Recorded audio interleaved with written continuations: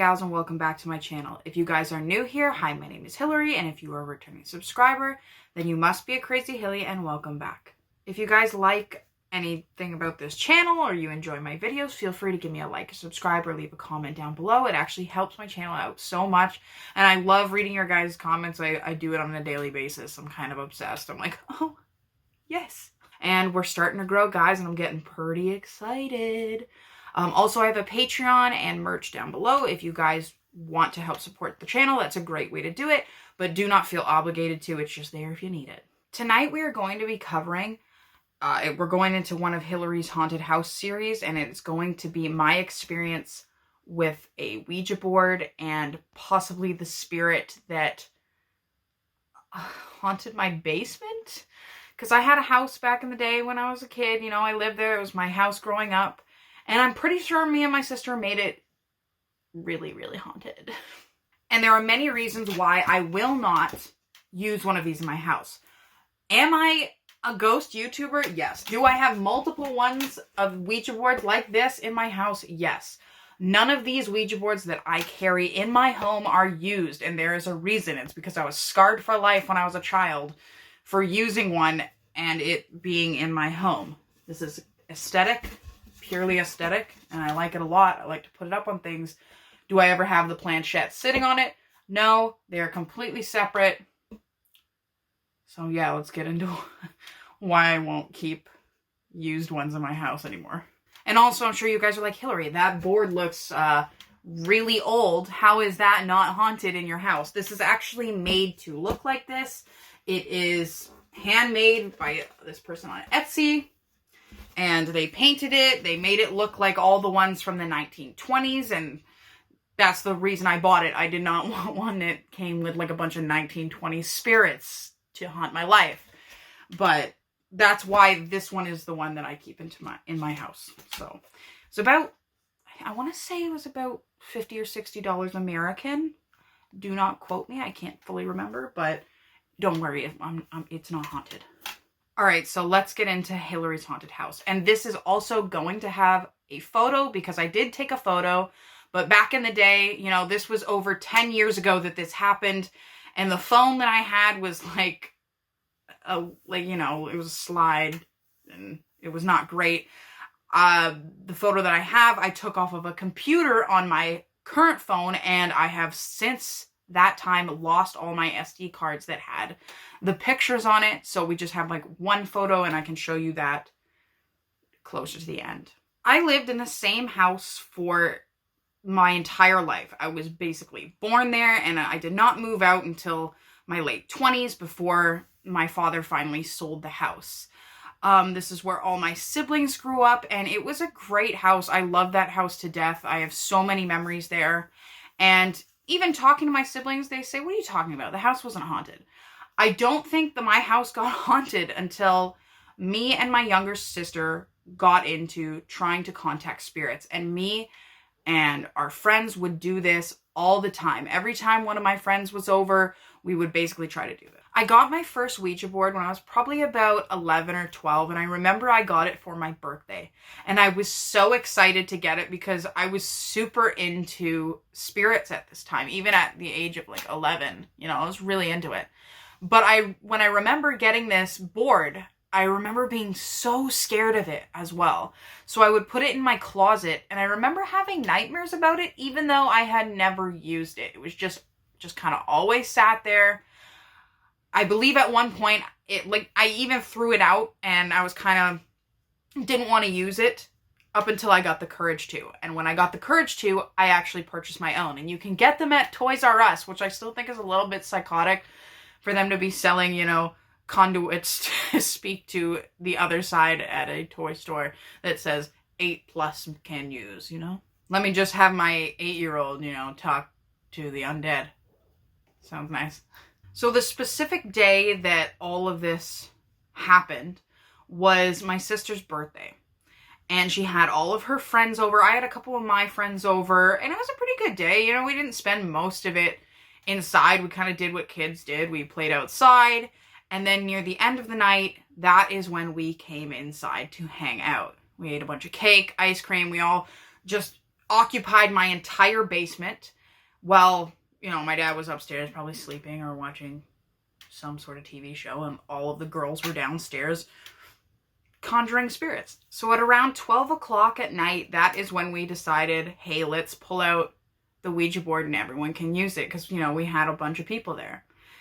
So before doing it, you know, you did the research and you're like, I'm going to protect myself. So we lit a bunch of candles. We made like salt circles in areas because we were so scared that something would come in that was not wanted, right? The main point was to talk to loved ones, not to talk to Satan.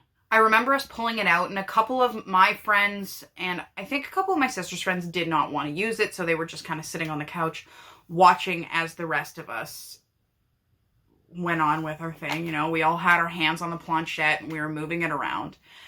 And it started to turn from there, and I remember getting the weirdest feeling. And the crazy part is, this wasn't just me that experienced this. This was a handful of other girls that experienced this. I wish I could have brought them on to tell you, but obviously it's quarantine. Right now I'm in Ontario and we are not allowed to leave our house, so. Anyway, all of a sudden this bad feeling kind of came over us, and it started moving and saying weird things. I remember it repeating like, let me in, I'm outside. And we were all like, hell no, you can't come in. Like, nah. Like, there's a reason we put the salt around so that y'all don't get to come in for free. No. And people were like watching it. I remember, you know, you kind of lift your hands off a little bit and it just kind of goes. And I don't think it was anyone that was with me that could have been moving it. And there is a reason why that will come into play further along in the story. One of my friends was just sitting on the couch and she was texting her boyfriend. She was freaked out. She's watching this whole thing move. And then the board starts to tell us what she is texting and who she is texting. We did not know who she was texting at the time or what she was talking about, but the board started to do it. And it was at that point that she was like, no, like, you guys, we need to say goodbye. This is not happening right now. Because she was also into spirit things, but she knew, she was kind of smart enough to be like, I'm not going to really touch that. I don't really feel like that today. So I think at that point we decided to close the session, but it was after this thing kept saying it is outside. I'm like right here, basically. At this point, the night is kind of coming to an end. It's at about 12 o'clock ish, and some of the girls are going home. There are a few that are staying, but we've all been in the same room and we all saw what happened with the board. Right as some of them started to leave, we were looking out the window and we noticed there was a face imprinted on the window. And the way that this face was, it was the chin, the nose, the eye sockets, the forehead, the cheeks.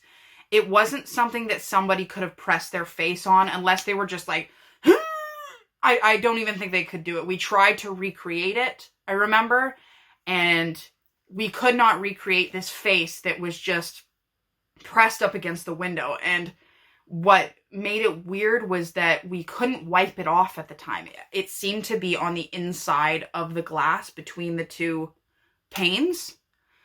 So that freaked us all out. We tried to wipe it off and we couldn't get it off. And everyone was getting the chills in the basement at this time. I remember us all being so freaked out. We went upstairs and got my dad and we showed it to him and he just kept saying, that's a face!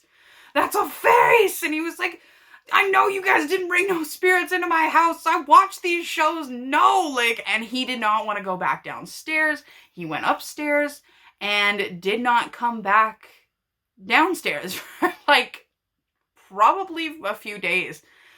No one wanted to come with me. I remember I left my phone downstairs. I had to go back downstairs to get it. And I had to go alone because no one wanted to come with me. And this face was just staring at me from the other side of the window, staring into my soul. I don't know if it was directly since this happened because I remember my house being haunted. And I don't know if it was because of all of this specifically, but I do have other stories that I plan on telling you guys. But I'm not going to tell you them all at once because that, like, what fun is that? I want you guys to be excited when you see Hillary's haunted house come up because Hillary's house was hella haunted. My house was also very notorious for this. I have so many friends that had their own things kind of happen to them in the house, whether it was on a sleepover. And I think directly it was because me and my sister decided to pull out the board and start using it. And that is one of the main reasons why I will not do it in my own house. I have since used Ouija boards. I do use them, but they get thrown out and they do not come into my home. I use them at separate areas. Like, you know, it's okay for me to haunt other places, just not the place where I sleep, right? No, usually they're haunted locations. They're already haunted, so it's okay, right? I'm not like conjuring it into some random person's house and getting them stuck with demons. So that was one of my experiences with the ghosts that I invited into my house. If any of you guys have ever used a Ouija board or you have any of your own ghost stories, feel free to comment it down below. I would love to hear them because I love hearing other people's ghost stories. And feel free to give me a like or subscribe if you like the content and my channel. And I'll see you guys either next week or in a couple of days. It kind of depends. But yeah, see you guys. Bye.